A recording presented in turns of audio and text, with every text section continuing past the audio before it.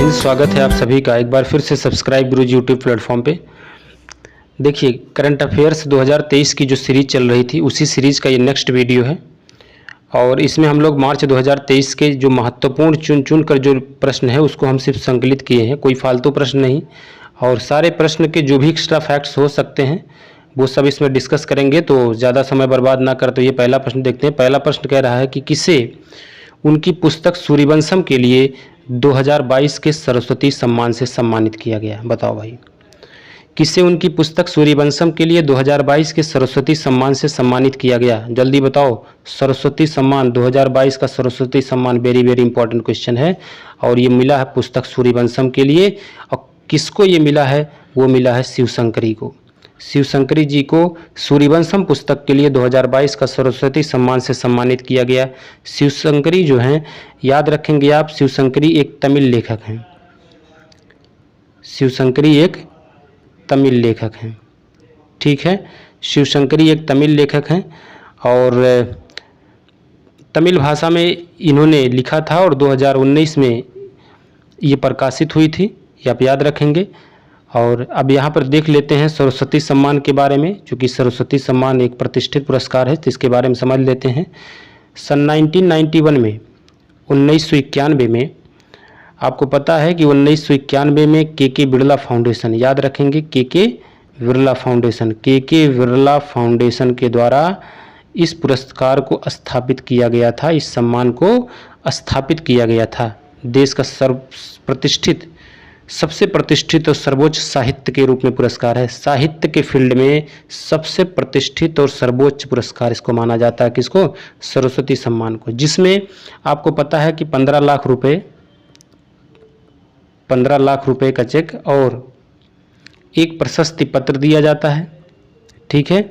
15 लाख रुपए, एक प्रशस्ति पत्र और एक जो पट्टिका पहनाई जाती है वो भी याद रखेंगे। इतनी सारी चीज़ें इसमें सरस्वती सम्मान में मिलती है। 15 लाख रुपए, एक प्रशस्ति पत्र और पट्टिका। आपसे पूछ लेता है कि कितने रुपए की धनराशि प्रदान की जाती है इस पुरस्कार में, तो आपको पता होना चाहिए। सबसे इंपॉर्टेंट ये है शिवशंकरी जी को मिला है। नेक्स्ट क्वेश्चन देख लेते हैं। चलिए, अगला प्रश्न आपका क्या कह रहा है? शून्य भेदभाव दिवस 2023 की थीम क्या है? जल्दी बताओ। शून्य भेदभाव दिवस 2023 की थीम क्या है? जल्दी बताओ भैया। शून्य भेदभाव दिवस 2023 की थीम है save lives. Save lives decriminalise. क्या है भाई? Save lives decriminalise. याद रखेंगे, ये इस साल 2023 की थीम है। और शून्य भेदभाव दिवस किस तारीख को मनाया जाता है? 1 मार्च को मनाया जाता है। 1 मार्च को हर साल शून्य भेदभाव दिवस मनाया जाता है। आप याद रखेंगे इस चीज़ को। इसकी शुरुआत सबसे पहले 1 मार्च सन 2014 में हुई थी। 1 मार्च सन 2014 में हुई थी, तब से हर साल इसको शून्य भेदभाव दिवस मनाया जाता है। और इस साल 2023 की थीम है सेव लाइफ्स डिसक्रिमिनलाइज। अगला प्रश्न देख लेते हैं। अगला प्रश्न आपका ये कह रहा है, अगला प्रश्न कह रहा है कि प्रधानमंत्री मोदी ने 2 मार्च 2023 को नई दिल्ली में रायसीना संवाद के किस संस्करण का उद्घाटन किया? Very very important, very very IMP question है, याद रखेंगे। वेरी वेरी इंपॉर्टेंट क्वेश्चन है ये। रायसीना संवाद के किस संस्करण का उद्घाटन किया? तो ये कौन सा संस्करण था? रायसीना डायलॉग का ये कौन सा संस्करण था भाई? जल्दी बताओ। 8वां संस्करण था, याद रखेंगे। 2023 में, मार्च 2023 में रायसीना डायलॉग का ये 8वां संस्करण था, ठीक है। मोदी जी ने 2 मार्च 2023 को नई दिल्ली में इस 8वें संस्करण का उद्घाटन किया, ये आपको पता है। ये किसके द्वारा आयोजित किया जाता है? आप याद रखेंगे, फॉरेन मिनिस्ट्री। किसके द्वारा? विदेश मंत्रालय। ये जो डायलॉग है इसका आयोजन जो है ये विदेश मंत्रालय की पहल पर ये आयोजित किया जाता है, ठीक है। विदेश मंत्रालय द्वारा और विदेश मंत्रालय द्वारा जो ऑब्जर्वर रिसर्च फाउंडेशन के सहयोग से ये हर साल मनाया जाता है, ठीक है। जो भारत में G20 की जो इस बार 2023 में जो अध्यक्षता है, मतलब इधर सितंबर में जो अध्यक्षता आयोजित की जाएगी उसमें की गई है, उसमें इसी जो है इस संस्करण का विशेष महत्व रखा गया था, ठीक है, रायसीना डायलॉग का, याद रखेंगे। और इम्पोर्टेंट इसमें यह है कि इस जो रायसीना डायलॉग के जो उद्घाटन सत्र में, इसके उद्घाटन के वक्त जो मुख्य अतिथि हैं, मुख्य अतिथि के रूप में वो शामिल हुई थी, इटली की प्रधानमंत्री थी, जिनका नाम है जियोर्जिया मेलोनी। क्या नाम है? इटली की प्राइम मिनिस्टर, इटली की प्राइम मिनिस्टर जो हैं, इटली की प्राइम मिनिस्टर हैं जियोर्जिया मेलोनी, जियोर्जिया मेलोनी। ठीक है, जियोर्जिया मेलोनी याद रखेंगे। इटली की प्राइम मिनिस्टर इसमें मुख्य अतिथि के रूप में शामिल हुई थी। ये 8वां संस्करण था। अगला प्रश्न देख लेते हैं। अगला प्रश्न क्या कह रहा है? अगला प्रश्न ये है कि एशियाई शतरंज महासंघ द्वारा प्लेयर ऑफ द ईयर पुरस्कार से किसे सम्मानित किया गया? जल्दी बताओ। एशियाई शतरंज महासंघ द्वारा प्लेयर ऑफ द ईयर पुरस्कार से किसे सम्मानित किया गया है? डी गुगेस को। ठीक है, एशियाई शतरंज महासंघ द्वारा प्लेयर ऑफ द ईयर पुरस्कार से सम्मानित किया गया है डी गुगेस को। ठीक, अगला प्रश्न देख लेते हैं। अगला प्रश्न आपका ये कह रहा है कि भूमचू उत्सव किस राज्य में, वेरी वेरी इंपॉर्टेंट क्वेश्चन है, भूमचू उत्सव किस राज्य में या केंद्र शासित प्रदेश में से संबंधित है? भूमचू उत्सव के बारे में समझो भाई। भूमचू उत्सव किस नया है, वेरी वेरी इंपॉर्टेंट क्वेश्चन है। भूमचू उत्सव किस राज्य या केंद्र शासित प्रदेश से संबंधित है? बताओ, अपना उत्तर बताओ, जल्दी से बताओ। आपका उत्तर होगा सिक्किम। भूमचू उत्सव सिक्किम से संबंधित है। ठीक है, भूमचू उत्सव मार्च 2023 में, हर साल मार्च 2023 में सिक्किम में ये आयोजित किया गया था, है ना। और इसके बारे में और अगर देखेंगे तो ये जो इसका आयोजन वहाँ का एक मठ है तासीदिंग, जिसका नाम है तासीदिंग। क्या नाम भैया? तासीदिंग मठ। ठीक, आपको पता है उधर चाइना बॉर्डर पर उधर जितने भी राज्य हैं उसमें ज़्यादातर मठ होते हैं। ठीक, बौद्ध तो तासीदिंग मठ है, वहाँ पर ये भूमचू उत्सव मनाया जाता है। ये 2023 में 7 मार्च को आयोजित हुआ था। कब आयोजित हुआ था? 7 मार्च को। याद रखेंगे, सिक्किम में। ठीक, भूमचू उत्सव कहाँ मनाया जाता है? सिक्किम में। अच्छा, अब जब सिक्किम की चर्चा हो ही गई है तो सिक्किम के बारे में देख लेते हैं। सिक्किम के बारे में एक्स्ट्रा फैक्ट्स देख लेते हैं। एक्स्ट्रा फैक्ट में सबसे पहले तो आप मुख्यमंत्री समझ लीजिए यहाँ के कौन है। सिक्किम के मुख्यमंत्री हैं प्रेम सिंह तमांग, PS गोले। आपको पता है प्रेम सिंह तमांग जो हैं PS गोले यहाँ के मुख्यमंत्री। राज्यपाल हैं लक्ष्मण प्रसाद आचार्य। याद रखेंगे, राज्यपाल कौन है? लक्ष्मण प्रसाद आचार्य। लक्ष्मण प्रसाद आचार्य, याद रखेंगे, लक्ष्मण प्रसाद आचार्य यहाँ के राज्यपाल हैं। मुख्यमंत्री प्रेम सिंह तमांग हैं। लोकसभा सीट यहाँ पर सिर्फ एक है और राज्यसभा सीट भी सिर्फ एक ही है। ठीक, ये आपको पता होना चाहिए। एक भूमचू उत्सव जो यहाँ का त्यौहार है, जो यहाँ पे मतलब उत्सव है, मतलब त्यौहार समझ सकते हैं आप, भूमचू उत्सव जैसे है उसी तरीके से और भी सिक्किम के लोकप्रिय त्यौहार आपको पता होगा। इसी तरीके से सागा दावा बहुत फेमस है ना। सागा दावा सिक्किम में, सागा दावा त्यौहार सिक्किम का, ये भी बहुत फेमस है, बहुत इम्पोर्टेंट है। उसी तरीके से लोसांग उत्सव भी यहीं पर मनाया जाता है, सिक्किम में ही। क्या, कौन सा मनाया जाता है? लोसांग। ये भी आप याद रखेंगे। सागा दावा, लोसांग, भूमचू और क्या मनाया जाता है यहाँ पर? और जो है एक डासिन उत्सव भी यहाँ पर मनाया जाता है, डासिन। ठीक, इसी तरीके से आप इसको याद रखेंगे, डासिन, सागा दावा और भूमचू। अगला प्रश्न देख लेते हैं। अगला प्रश्न आपका कह रहा है कि सिटी इंडेक्स 2023 के अनुसार 9 महिला अरबपतियों के साथ भारत का स्थान क्या है? बताओ, भारत का कौन सा स्थान है? 5वां स्थान है। सिटी इंडेक्स एक संस्था है, उसके अनुसार जो है 2023 में 9 महिला अरबपति जो हैं उसके साथ भारत का स्थान कौन है? 9 महिला अरबपतियों पर जो भारत का पोजीशन है वो आपको बताना है। वो है आपका 5वां स्थान है। भारत 5वें स्थान। पहले स्थान पे अमेरिका है, दूसरे स्थान पर चाइना है, तीसरे स्थान पे कौन है? जर्मनी, चौथे पे इटली है, 5वें पे ऑस्ट्रेलिया और भारत। ठीक, आप इस चीज़ को समझेंगे। 9 महिला अरबपतियों के साथ शीर्ष स्थान पर कौन है भैया? अमेरिका। अमेरिका में सबसे ज़्यादा महिला अरबपति हैं, 9 स्थानों पर अमेरिका का कब्जा है, उसके बाद चाइना का कब्जा है। ठीक। अमेरिका में कुल 52 महिला अरबपतियों के साथ अमेरिका नंबर 1 पर है। दूसरे पे अगर देखा जाए तो चाइना में 46 महिला अरबपतियों के साथ दूसरे नंबर पे चीन है। दूसरे नंबर पे कौन है? चीन है। भारत का स्थान 5वां है। अभी आपने देखा कि इंडिया का जो पोजीशन है वो 5वें नंबर पे है। पहले नंबर पे अगर देखेंगे तो सबसे अमीर महिला भारत की इस टाइम है सावित्री जिंदल। ठीक है, जो सिटी इंडेक्स की रिपोर्ट के अनुसार 2023 में पहले नंबर पे अगर अमीर महिला की बात करें तो उनका नाम है सावित्री जिंदल। जिंदल नामक कंपनी और एक भारतीय राजनीतिक और व्यवसायी हैं। क्या नाम उनका? सावित्री जिंदल। सावित्री जिंदल, ठीक है। सावित्री जिंदल जी जो हैं ये भारत की सबसे अमीर महिला है।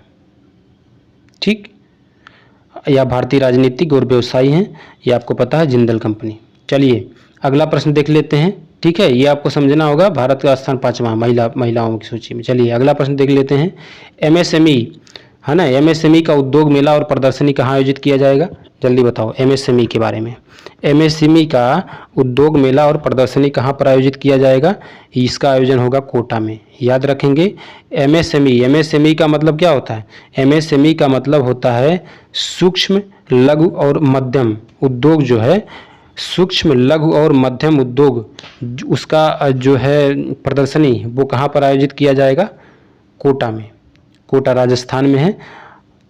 इसका उद्घाटन नारायण राणे कौन करेंगे? नारायण राणे। नारायण राणे जो हैं, नारायण राणे जो कि केंद्रीय सूक्ष्म लघु और मध्यम उद्यम मंत्री हैं। कौन है? नारायण राणे। इसका उद्घाटन कौन करेंगे? नारायण राणे, जो कि केंद्रीय मंत्री हैं, सूक्ष्म लघु और मध्यम उद्यम मंत्री हैं नारायण राणे। और इसकी मौजूदगी में किसकी? लोकसभा अध्यक्ष जो हैं, है ना, स्पीकर ओम बिरला। ओम बिरला की मौजूदगी में इसका उद्घाटन करेंगे नारायण राणे।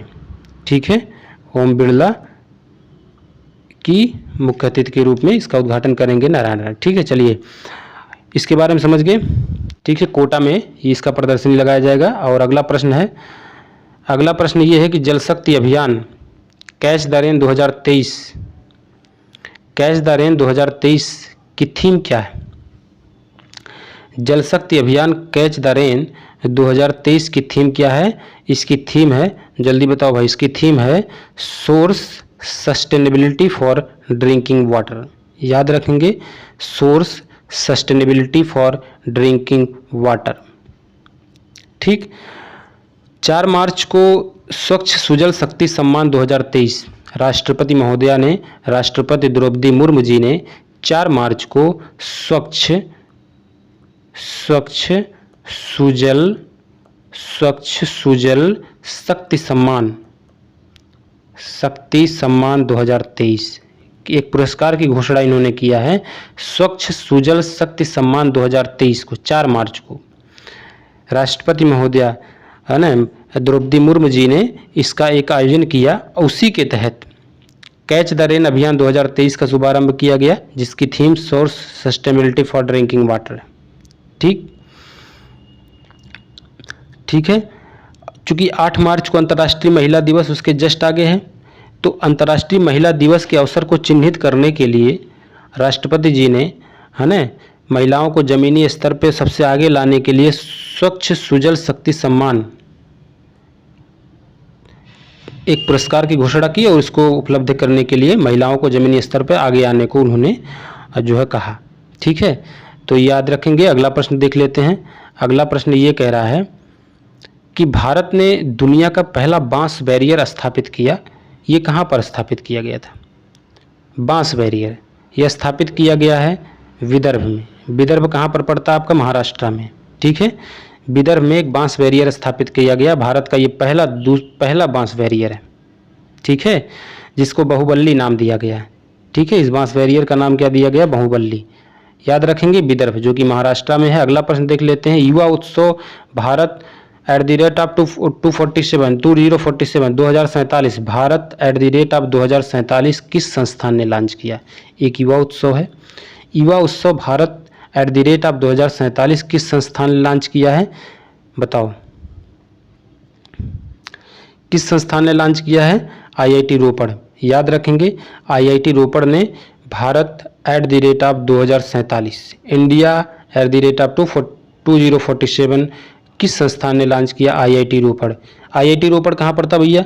IIT रोपड़ आपका पड़ता है पंजाब में।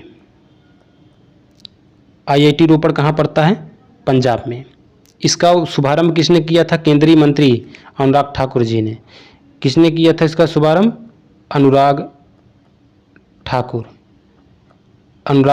केंद्रीय मंत्री अनुराग ठाकुर। आपको पता है केंद्रीय युवा मामले और खेल मंत्रालय, खेल और सूचना प्रसारण मंत्री हैं इस टाइम अनुराग ठाकुर। इन्होंने 4 मार्च को, जो कि पंजाब में स्थित IIT रोपड़ है, वहाँ पर युवा उत्सव इंडिया 2047 का शुभारंभ किया। ठीक है, इस बात को आप समझेंगे। और क्या, और अगला प्रश्न देख लेते हैं आप। ठीक है, इसमें यही सब इतना था। IIT रोपड़ जो कि पंजाब में है, वहाँ पर युवा उत्सव इंडिया 2047। ये प्रश्न है, पहली लेबर 20 मीटिंग G20 के तर्ज पर लेबर 20 मीटिंग किस शहर में आयोजित की जाएगी? जल्दी बताओ भाई। पहली लेबर G20 तो सब पढ़ते हैं, लेबर 20 बहुत कम लोग पढ़ पाते हैं, इसलिए कोई क्वेश्चन अपने आप में बहुत इंपॉर्टेंट है ना।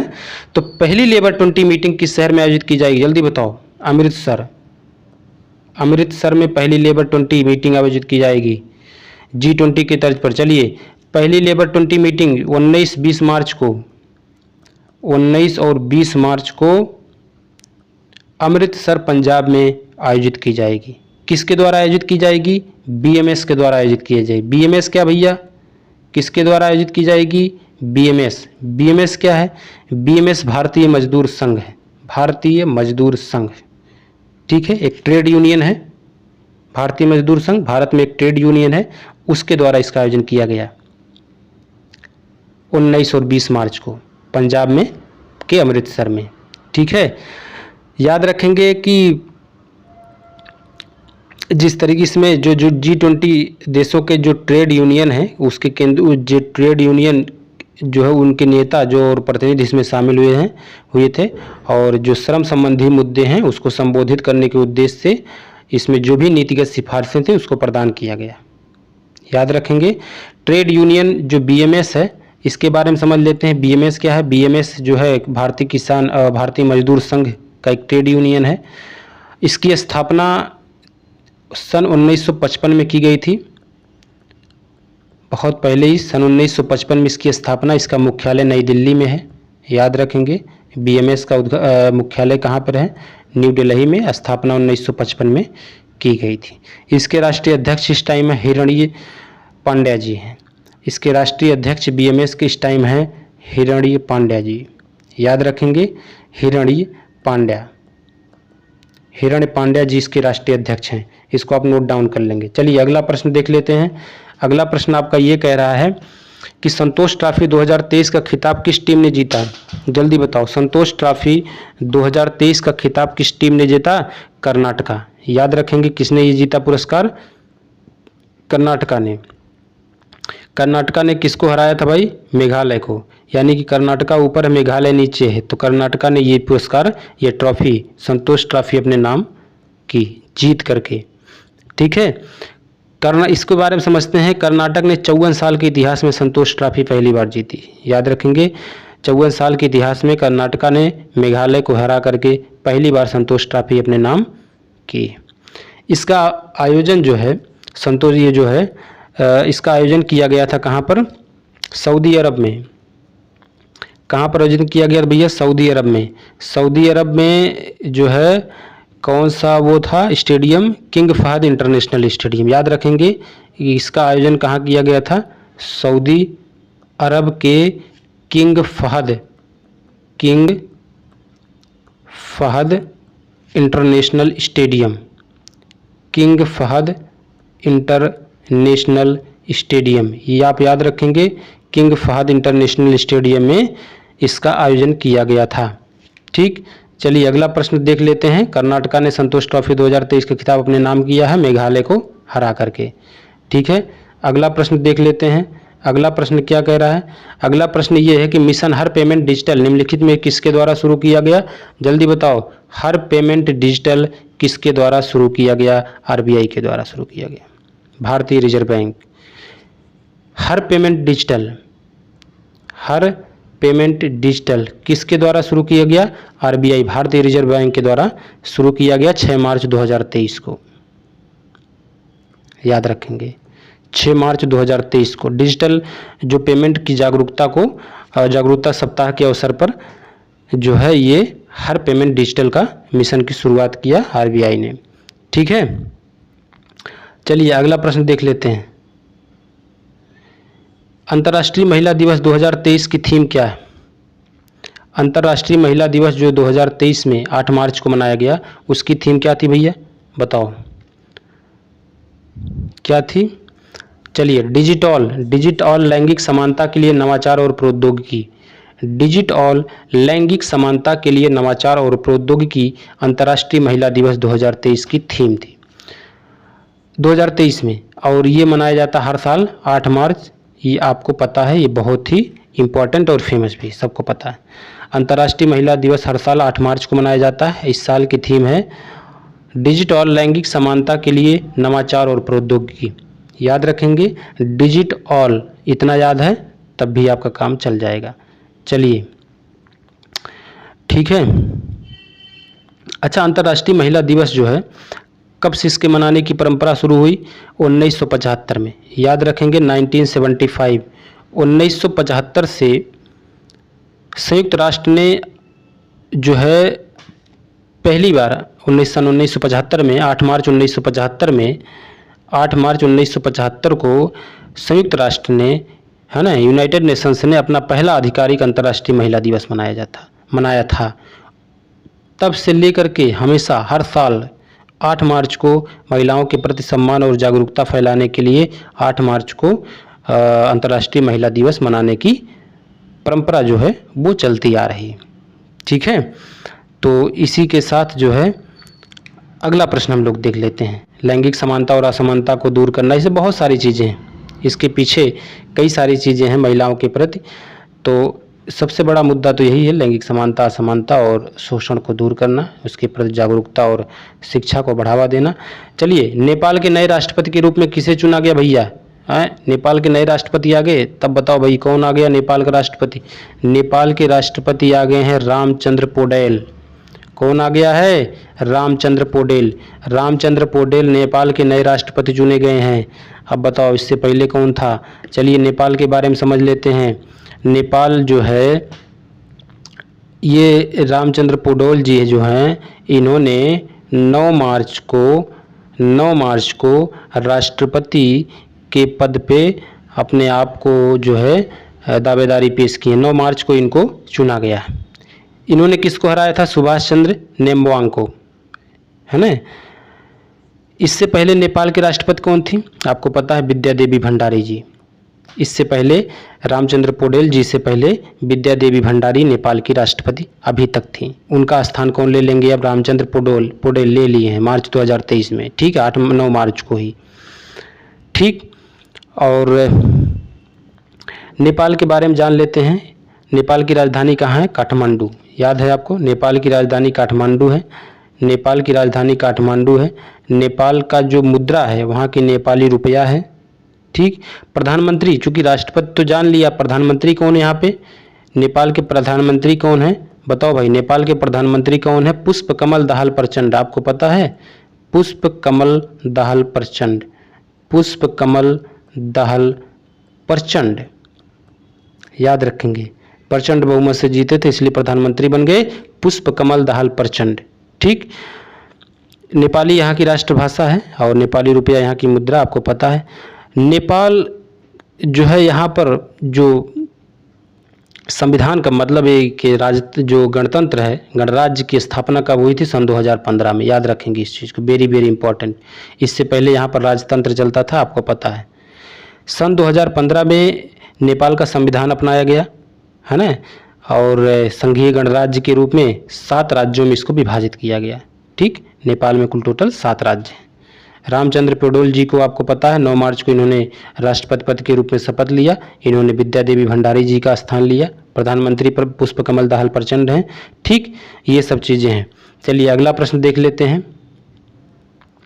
अगला प्रश्न आपका ये है, ठीक, हाँ, अगला प्रश्न यही है कि आपको वीडियो समझ में आया कि नहीं आया। करंट अफेयर इम्पोर्टेंट थे और अगर आया है तो उम्मीद करते हैं आपको आया ही होगा। आप कमेंट में इसको ज़रूर बताएं और वीडियो को, चैनल को सब्सक्राइब तो कर ही लिए होंगे। अगर सब्सक्राइब कर लिए हैं तो लाइक कर दीजिए और अपने दोस्तों के स्टडी ग्रुप में इसको शेयर कर दीजिए। ठीक, चलिए वीडियो को लास्ट तक देखें आप, इसके लिए बहुत बहुत धन्यवाद। Thank you very much. इसी तरीके के वीडियोज़ आपको मिलते रहेंगे। अभी मार्च 2023 के कुछ और इम्पोर्टेंट क्वेश्चंस मिलेंगे, उसके बाद फिर ऐसे ही सीरीज चलती रहेगी। ठीक है, तो आप सपोर्ट अपना बनाए रखें और ठीक, धन्यवाद।